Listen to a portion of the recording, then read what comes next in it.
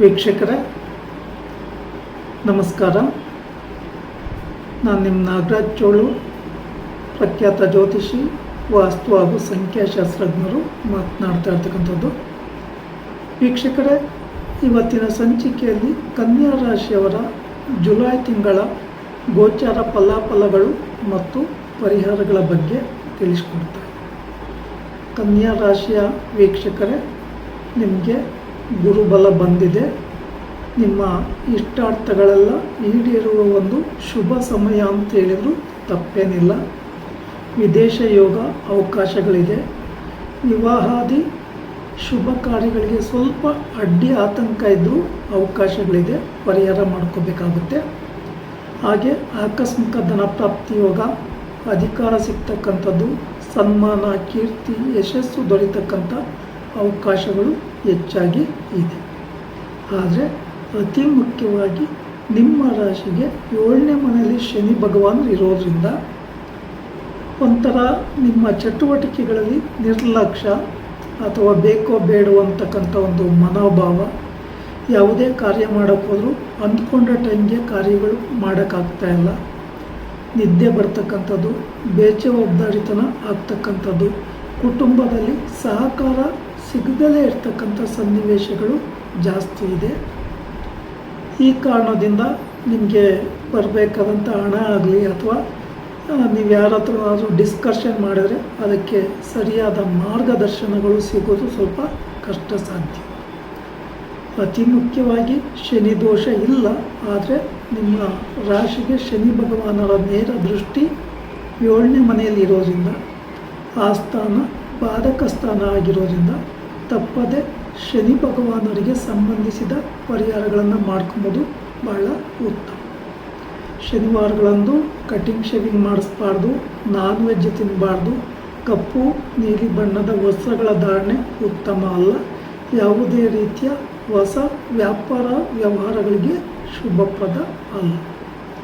ಶನಿವಾರದ ದಿನ ಶನಿ ಭಗವಾನರ ದೇವಸ್ಥಾನಕ್ಕೆ ಬನ್ನಿ ಪತ್ರೆ, ಬಿಲ್ವ ಪತ್ರೆ ತೆಗೆದುಕೊಂಡು ಹೋಗ್ತಕ್ಕಂಥದ್ದು ಪೂಜಾ ಸಾಮಗ್ರಿಗಳೊಂದಿಗೆ.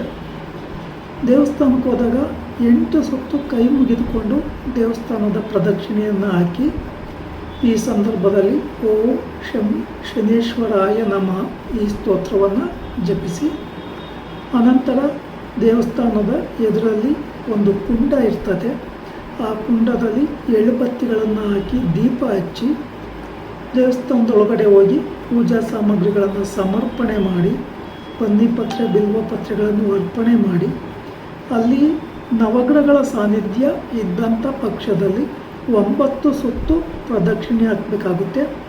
ಈ ಸಂದರ್ಭದಲ್ಲಿ ಓಂ ನಮಃ ಸೂರ್ಯಾಯ ಸೋಮಾಯ ಮಂಗಳಾಯ ಬುಧಾಯ ಚ ಗುರು ಶುಕ್ರ ಶನಿಭ್ಯಶ್ಚ ರಾಹುವೇ ಕೇತುವೆ ನಮಃ ಈ ಸ್ತೋತ್ರವನ್ನು ಜಪಿಸಿ ದೇವಸ್ಥಾನದಲ್ಲಿ ಶ್ರದ್ಧಾ ಭಕ್ತಿಯಿಂದ ನಿಂತುಕೊಂಡೇ ಪೂಜೆ ಮಾಡಿಸೋದು ಬಹಳ ಒಳ್ಳೆಯದು, ಅಡ್ಬೀಳುವಾಗಿಲ್ಲ. ಹಾಗೆ ದೇವಸ್ಥಾನದಿಂದ ಹೊರಗಡೆ ಬರಬೇಕಾದ್ರೂ ದೇವರಿಗೆ ಬೆನ್ನನ್ನು ತೋರಿಸಬಾರ್ದು. ಅನಂತರ ನಿಮಗೆ ಆ ದಿನ ಬಿಡುವಾದಾಗ ಆಂಜನೇಯನ ದೇವಸ್ಥಾನ, ಈಶ್ವರನ ದೇವಸ್ಥಾನ, ಅಯ್ಯಪ್ಪ ಸ್ವಾಮಿ ದೇವಸ್ಥಾನ, ಮಹಾಕಾಳಿ ದೇವಸ್ಥಾನಗಳಲ್ಲಿ ಹೋಗಿ ಪೂಜೆ ಕೊಡೋದ್ರಿಂದ ನೆಗೆಟಿವಿಟಿ ಕಡಿಮೆ ಆಗ್ತದೆ. ಶನಿವಾರಗಳಂದು ಯಾರಾದರೂ ಅಸಹಾಯಕರು, ವೃದ್ಧರು, ನಿಶ್ಶಕ್ತರು ಕಂಡು ಬಂದರೆ ನಿಮ್ಮ ಕೈಲಾದಂಥ ಸಹಾಯವನ್ನು ಮಾಡಿ.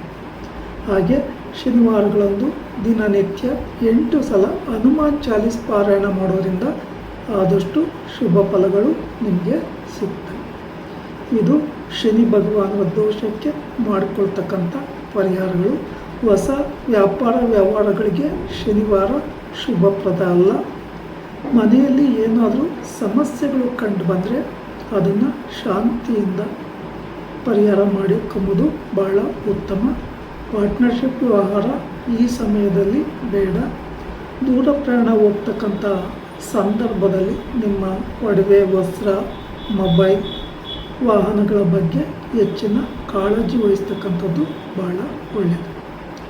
ವೀಕ್ಷಕರೇ, ಹಾಗೆ ಈಗ ನಿಮಗೆ ಪಾಸಿಟಿವ್ ಅಂತ ಏನಾದರೂ ಕಂಡು ಬಂದರೆ ಶತ್ರುಗಳು ಸಂಖ್ಯೆ ಹೆಚ್ಚಾಗುತ್ತೆ. ಆದ್ದರಿಂದ ಈ ಶತ್ರುಗಳ ಉಪಟಳ ಪರಿಹಾರಕ್ಕೋಸ್ಕರ ಶನಿದೇವರಿಗೆ ಮತ್ತು ಆಂಜನೇಯನಿಗೆ ಪೂಜೆ ಕೊಡೋದು ಬಹಳ ಒಳ್ಳೆಯದು. ಸಾಧ್ಯ ಆದರೆ ಮಂಗಳವಾರ, ಶುಕ್ರವಾರ, ಭಾನುವಾರಗಳಂದು ರಾಹು ಕಾಲದಲ್ಲಿ ದೇವಿ ದೇವಸ್ಥಾನಗಳಲ್ಲಿ ಪೂಜೆ ಕೊಡೋದ್ರಿಂದಲೂ ನೆಗೆಟಿವಿಟಿ ಕಡಿಮೆ ಆಗಿ ಶುಭ ಫಲಗಳು ಸಿಗುತ್ತೆ. ಇಲ್ಲಿ ವಿದ್ಯಾರ್ಥಿಗಳಿಗೂ ಸಹ ಗುರುಬಲ ಇದೆ. ಆದರೆ ಒಳ್ಳೆಯ ಅವಕಾಶಗಳು ಬಂದಾಗ ನೆಗ್ಲೆಕ್ಟ್ ಮಾಡಿಕೊಂಡು ಕೂತ್ಕೊಳ್ಳಿಕ್ಕೆ ಹೋಗಬೇಡಿ. ಅಸಡ್ಡೆ ಆಲಸ್ಯವನ್ನು ತೋರಿಸೋದು ಬಿಡಿ. ಈ ಥರ ರಿಪೀಟ್ ಆಗ್ತಾಯಿದ್ರೆ ತಪ್ಪದೆ ಶನಿದೇವರ ದೇವಸ್ಥಾನಗಳಲ್ಲಿ ಪೂಜೆ ಕೊಟ್ಟು ಆ ನೆಗೆಟಿವಿಟಿಯನ್ನು ಕಡಿಮೆ ಮಾಡಬೇಕು. ವೀಕ್ಷಕರೇ, ವಿಶೇಷವಾಗಿ ವಿವಾಹಾದಿ ಶುಭ ಕಾರ್ಯಗಳನ್ನು ಮಾಡಲಿಕ್ಕೂ ಶನಿ ದೋಷದ ಪ್ರಭಾವ ಅಡ್ಡಿಯಾಗುತ್ತೆ. ಮನೆ ಕಟ್ಟುವ ವಿಚಾರಗಳಿಗೆ ಅಥವಾ ಹೊಸ ವ್ಯಾಪಾರ ವ್ಯವಹಾರಗಳಿಗೆ ಪರಿಹಾರ ಮಾಡಿಕೊಂಡು ಪ್ರಯತ್ನ ಮಾಡೋದು ಶುಭಪ್ರದ. ವೀಕ್ಷಕರೇ, ಈ ವಿಡಿಯೋ ಇಷ್ಟ ಆಯಿತು ಅಂದರೆ ಲೈಕ್ ಮಾಡಿ, ಶೇರ್ ಮಾಡಿ, ಫಾಲೋ ಮಾಡಿ, ಆ ಲೈಕನ್ನು ಒತ್ತಿ, ಬೆಲ್ ಐಕನ್ ಒತ್ತಿ. ನಮಸ್ಕಾರ.